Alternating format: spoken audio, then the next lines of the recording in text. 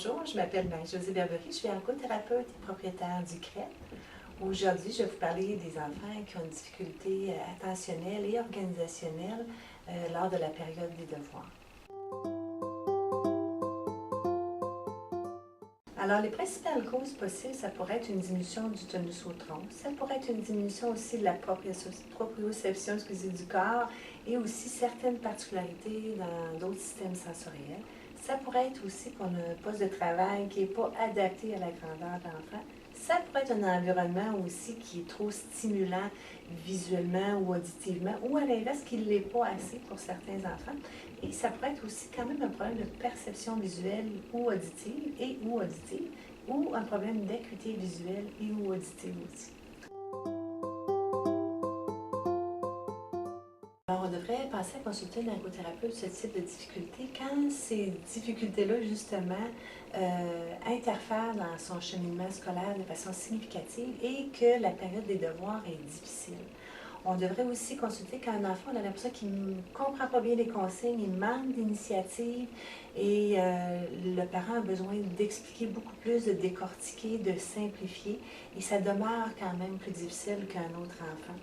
Quand un enfant a tendance à omettre ou oublier soit des tâches entières en partie, sauter des phrases, des fois des mots, des lettres, ça peut être aussi une des difficultés qu'on va retrouver. Un enfant aussi qui est désorganisé dans son bureau, à l'école, à la maison, dans son sac d'école, dans toutes ces tâches routinières qui sont un peu séquentielles, s'habiller, etc., se laver. Alors, ça, on peut consulter une ergo aussi pour ça.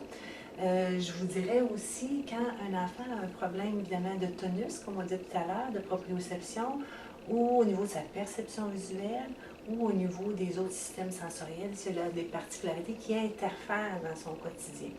Et je vous dirais la dernière chose, bien, le parent va consulter justement quand il veut qu'on l'aide à organiser tout son milieu de vie pour que l'enfant soit beaucoup plus fonctionnel. Alors, notre rôle comme ergothérapeute, quand l'enfant a ce type de difficulté, c'est d'abord d'évaluer tout l'aspect moteur et séquentiel de l'enfant, tant au niveau du tronc qu'au niveau de ses bras, les membres supérieurs. Ça va être d'évaluer tout l'aspect sensoriel, tant la proprioception que tous les autres systèmes sensoriels. Ça va être d'évaluer aussi au niveau de la perception visuelle. Ça va être d'évaluer l'organisation et la planification motrice. Puis en dernier lieu, on va quand même regarder aussi tout son environnement, son poste de travail pour voir si c'est bien adapté et intervenir évidemment aux besoins dans les endroits où c'est nécessaire.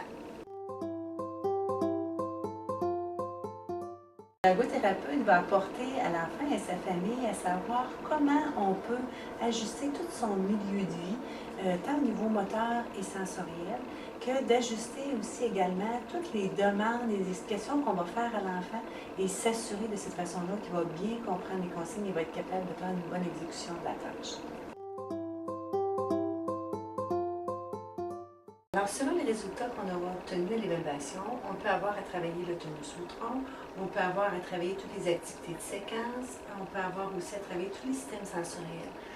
On va travailler aussi beaucoup avec la proprioception, soit de façon active ou passive, par exemple avec les arts lourds qu'on voit ici, parce que la proprioception a un effet calmant et recentrant sur le corps, et favorise aussi beaucoup le développement du schéma et de la conscience corporelle.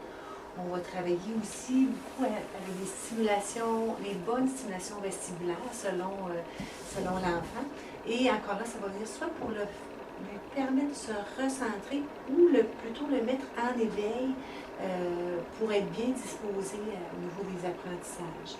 On va aussi, avec ces enfants-là, les aider en décortiquant beaucoup les consignes, en les expliquant, en leur faisant pratiquer aussi à plusieurs reprises et en leur démontrant au niveau visuel et auditif selon les enfants, selon leur mode d'apprentissage. On va aussi établir des périodes de plus courte durée, des objectifs de plus courte durée avec les enfants, puis on va venir alterner avec des activités à travers tout ça, proprioceptives et vestibulaires.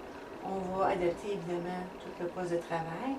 Dans certains cas, on va venir utiliser des alternatives comme par exemple le ballon, le coussin Bensit, etc. On va aussi, le plus possible, diminuer les distracteurs auditifs et visuels en installant l'enfant dans un coin tranquille de la maison. Et si possible, on va tamiser les lumières et on va venir installer sur la tâche une petite lampe d'appoint comme ça qu'on va ouvrir et ça va venir faire vraiment le focus sur la tâche pour garder l'attention de l'enfant. Dans d'autres cas, ce qui pourrait aider aussi beaucoup, c'est d'utiliser un grand carton noir comme ça qui dépasse la feuille et qui vient bien centrer le regard de l'enfant, tirer le regard de l'enfant sur sa tâche. Ce qu'on va pouvoir faire aussi dans certains cas, on va travailler encore là avec notre plan clinique qui aide aussi à focaliser le regard sur la tâche. Pour d'autres enfants, ça va être davantage le bruit qui va les déranger. Alors, on pourrait soit utiliser des coquilles de travailleurs comme ça, on pourrait mettre des bouchons dans les oreilles, ou on pourrait seulement mettre une petite musique de fond qui camouflerait un peu les bruits.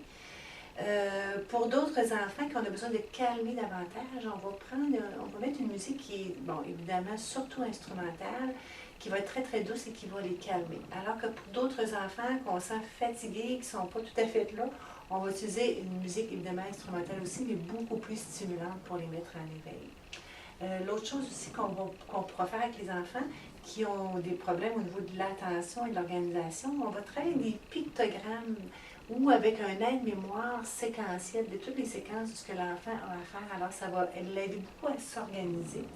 Et en dernier lieu, je vous dirais un des petits trucs aussi, c'est le time timer. C'est une espèce de chronomètre qu'on ouvre comme ça et visuellement parlant, plus le temps se termine, moins on voit de rouge. Alors pour les enfants, ça peut être très, très intéressant de travailler avec ça, très stimulant.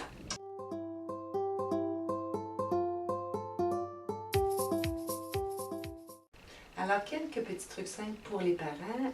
Si on regarde juste la question précédente, mettez l'accent sur l'utilisation du ballon et d'avoir bien les pieds appuyés au sol ou le petit coussin ici, Moventil.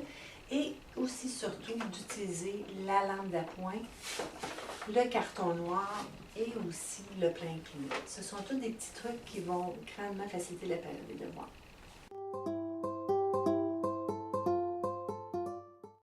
Alors, on va maintenir le plaisir de l'enfant, d'abord en ajustant bien les demandes à son niveau de fonctionnement. On va trouver juste le bon équilibre pour l'aider justement pour pas qu'il se décourage non plus. On va, avec lui, regarder, on va faire de courtes périodes de temps qu'on va avoir déterminées avec lui au niveau de la longueur. Et ensuite de ça, on va les alterner avec les activités proprioceptives et vestibulaires. Et une des dernières choses, je vous dirais évidemment, d'utiliser beaucoup l'humour et les renforcements positifs.